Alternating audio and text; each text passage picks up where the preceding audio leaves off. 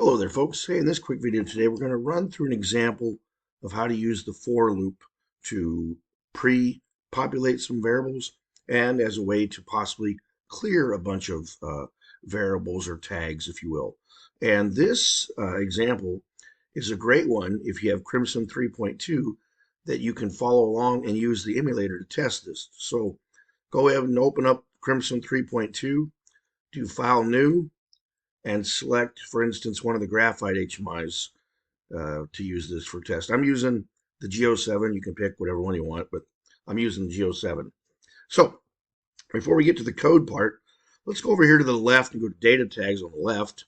And I'm going to create some tags. First off, I'm going to create some flag or Boolean tags. So if you hit the little pull down arrow right here next to the word new, declare a flag tag. And let's call this, let's just rename this flag tag, for instance. However, the flag tag is not going to be just one item. I want it to be an array of tags. So if I hit the pull down here where it says extent, I'll choose an array. And the default is 16 variables. So I'll leave that at 16. So that means there'll be 16 elements of this. That's the first one. Let's go ahead and create another tag. This time, let's create a numeric tag. So hit the pull down here, choose numeric tag. And then right here, let's call this one a numeric tag. And we'll do the same thing. We'll make this be an array also of 16. And since we're playing with these tags, let's create a string tag as well. So let's go ahead and hit the pull down here and say string tag. And we will call this one a string tag. And again, I want to make this an array as well of 16 elements. Now, just to point out, if you wanted any of these elements to be retentive, depending on what you're doing, you can always turn this section on here, and that'll make the HMI stored in the flash memory. So if you lose power, it'll come back with the value, but I'm not going to do that here for this. Now, all of these went from being blue to a purple color, and that's the color in our software indicates that's an array type thing, okay? Now, I'm going to go over to the left side and click Display Pages on the left side. And I want to show some status of these things. So I'm going to go over to the right side, and I'm going to click Data Tags on the right side of Crimson. Here, click Data Tags on the right side. And if you notice, team, it looks like you only have 3 tags over here. But in reality, each one of these items actually has 16 elements associated with it. So if I click on the flag tag, I have 2 ways of showing all 16. I can either hit this button right here called Toggle Array, which will show you all, or you can right click on this and do Toggle Array as well. And the important thing I want you to see here is that there are 0 through 15. There are 16 elements of this. So there's all 16. Now, if you want to put all these on the screen, here's the trick. I'll click on the first one, element 0, slide down to the bottom, hold down your shift key on your laptop or on your keyboard. That'll highlight all of them. Now take all of these out here like this, and you can see the status on there. I'm going to do the same thing for my numeric tag. I'll right click on it, toggle array, and again I'll click on element 0, go down to the bottom, click here, and I'll grab all 15 or all 16. I said that wrong. All 16 of those. I'll make that a little wider. And for giggles, I'm going to do the same thing on the string tag. Boom, click on the first element 0, hold down the shift, click on element 15, which is, of course, 16 of those items. There. Now, this is going to give us a chance to see those values. I got 2 things I want to do in this example. One, I want to write a program that uses a for loop that will populate these with some random selection. And then number 2, I want to write another for loop that clears them all back to these defaults that you see right here. Okay. So to do this, I'm going to go over to the left side, and in Crimson, I'm going to go over to Programs on the left side, and I'm going to write a program here that uses the for loop. Now, I don't know why I have this open over here. If you go to the Help pull down in Crimson, go to the Help pull down, and if you click on the word Contents, that will open up the PDF help document that we don't print anymore, so it's all in the electronic form. But this will open up the PDF, and if you hit the little search button here, you can search for a for loop, not Foo Fighters, for loop. So I'll put that in here, and I'll go ahead and hit the enter button, and it takes me to the section in the manual that covers programming. And I really like this part of the manual because it has lots of different examples and it kind of shows some things. So it talks about the while loop, talks about, I believe, the do loop somewhere here, the do loop, and then there's the for loop, which is what I'm going to do here. And the for loop, it's got a nice little description over here. But the thing I always look at, because I always forget the structure, is this here. And you might ask, what do you mean I'm looking at here? Well, you have here your starting condition, you have the test condition, and then you have here the thing that's going to element or go to the next increment, if you will, condition here. So in this case, that kind of gives me the example of what I want to do here. I'm going to go back to Crimson. Oh, and the thing you got to notice here is there's the for loop, your starting condition here. You have a semicolon, the test condition, semicolon, and then, of course, the increment thing here. And then parentheses and then everything down below. So if I go back to Crimson, I'm going to write a program, and I think what I'm going to do here, I'm going to create a internal variable here. So I'll do a couple slashes, and I'll say internal variable, for instance, or variables. Okay, and I'm going to go int space. I'll just use the letter J for my thing, semicolon, enter. Okay, now let's create our for loop. So we're going to say for, open parentheses, the starting condition, J equals 0, semicolon, for J is less than or equal to, say, 16. That's our test here. And then enter, or not enter, but semicolon. And then we'll do J, and we're going to do plus plus, which is going to increment J each time this runs. So there's my three statements in here, or conditions: the starting condition, the test, and the increment. I'm going to hit enter. And because a lot of times I have a lot of things to do here, I'm going to tab across and I'll do the open squiggly brackets. And then team, what I always do is I'll hit enter, a couple line feeds, and I'll put a close squiggly bracket. That way, everything between these two Yahoos is what executes, and it prevents me from forgetting to put this guy on, and I always forget to do that, then it marks me. So then I'll put my cursor up here, and in this case, what I'm going to do here is I want to set some random values for my Boolean tags here. So I'm going to go over to the right side and go to data tags on the right side. We collapse these Yahoos. And this is going to sound weird, but you can either grab the flag tag or you can grab one of the elements. But I want you to see something. I'm going to grab this out here like this, and notice something. When I do that, it puts element 0 here. See the 0 right here? I want that 0 to actually be the J variable. So I'm going to put my cursor in here, delete the 0, put a J, and I'm going to do equals. And I want this for this program. It's going to create random values for these. So I'm going to type the word random. Oops. And then I'll do open parentheses. I'm going to make that capital. It doesn't have to be, but random. How come I can't spell random this morning? Okay. And because this is a flag tag, it's 0 to 1. That means it's basically going to have two states, 0, 1. So I'll put let's put a 2 in here. I think this will work. It's supposed to be well. I'll put a 2, semicolon, enter. Okay. That should go from 0 to 1 all the time. And then I'm going to do the same thing with a numeric tag. I'm going to drag it out here like this. Again, I'm going to put the 0 here to the index J instead. And then I'll do an equal, and I'll take random here. And then I'll do open parentheses. And since this is a 16-bit integer, I'll put the number 65,535 in here. Close parentheses, semicolon, enter. And then the string tag, I really don't have a way to generate random numbers for this, but I'm going to do this instead. I probably could do a equals some way of converting to an ASCII code, but that's too much work today. So in this case, I'm going to call this one hello world. And notice, team, with this one, since this is a string tag, I am putting in here a double quotation marks, my text, finished by a double quotation marks, and then, of course, a semicolon at the end.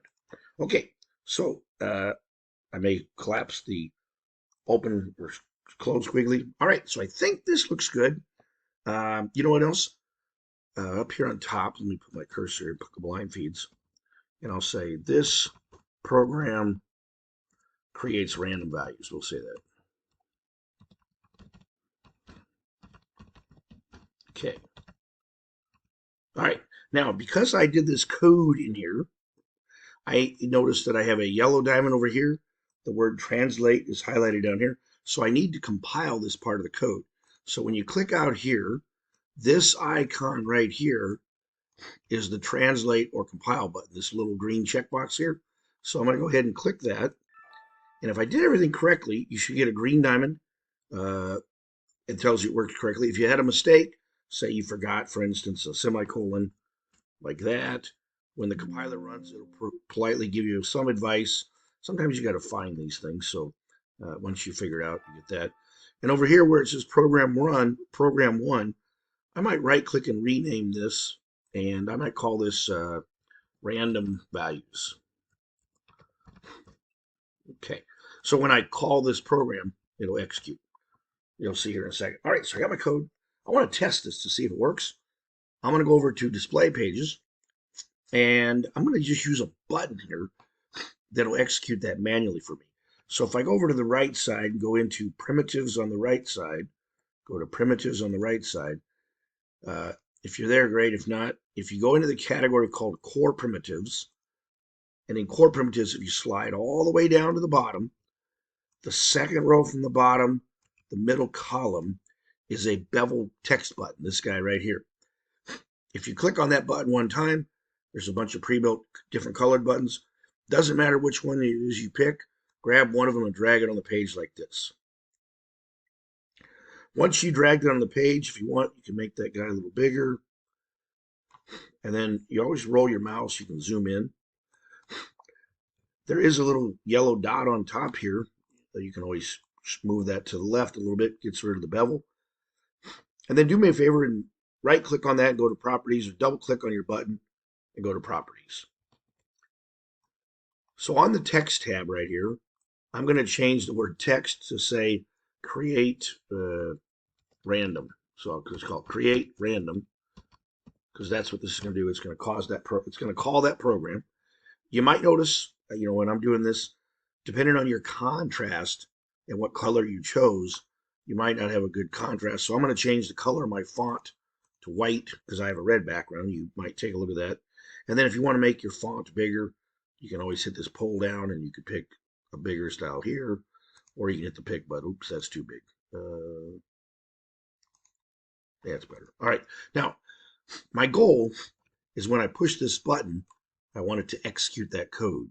So if we click on the action tab, if you click on the action tab right here, you can see that by default there's no action.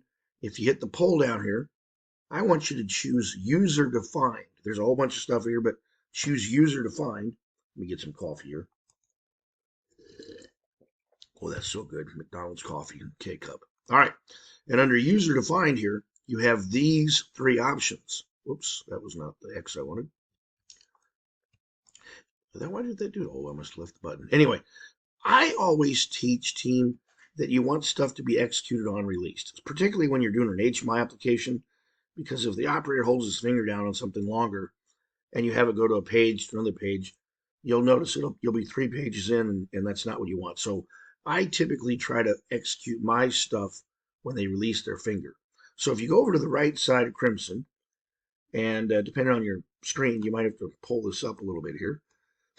Go into programs on the right side, go to programs on the right side, and we merely want to execute this code into the on released field. So simply drag and drop that into the on released, drag and drop, boom, right there like that. So in theory, when I press that button, it's going to call that program. So click the OK button down below. Go ahead and save this program. I always save this. And then team, my purpose of this is to have you use the emulator to test this. So remember, where'd it go? This icon right here, this little icon right here, will turn on the emulator.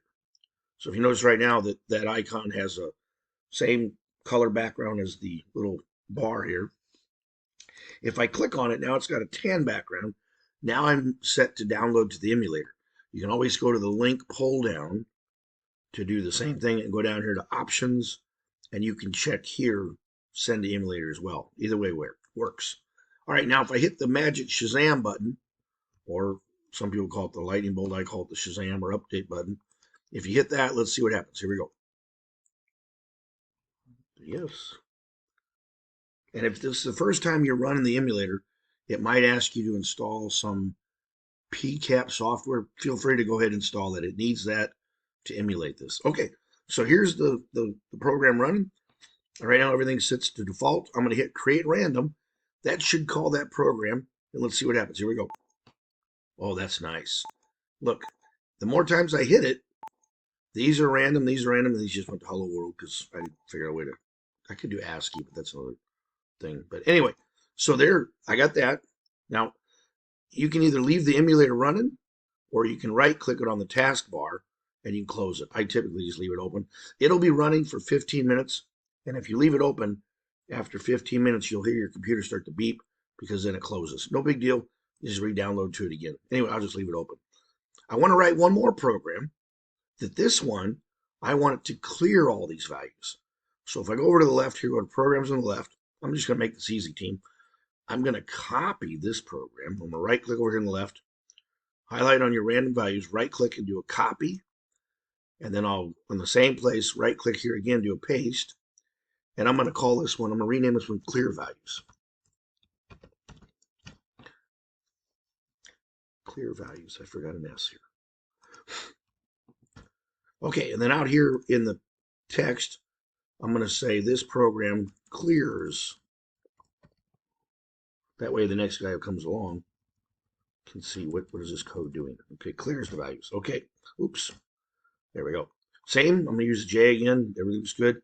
However, this time, instead of me using the random here, watch this. I'm going to get rid of this and just put a 0. I want to put everything back to 0. And I want my numeric tags to go all the way back to 0. And then I want the hello world to go to a blank string. So watch this. What I'm going to do here is I'm going to basically put double quotations, nothing in the middle, and then quotations. That will nullify that string. Okay? There's really no other way to blank it, if you will. I mean, you can put spaces, but that's not really blank in my mind.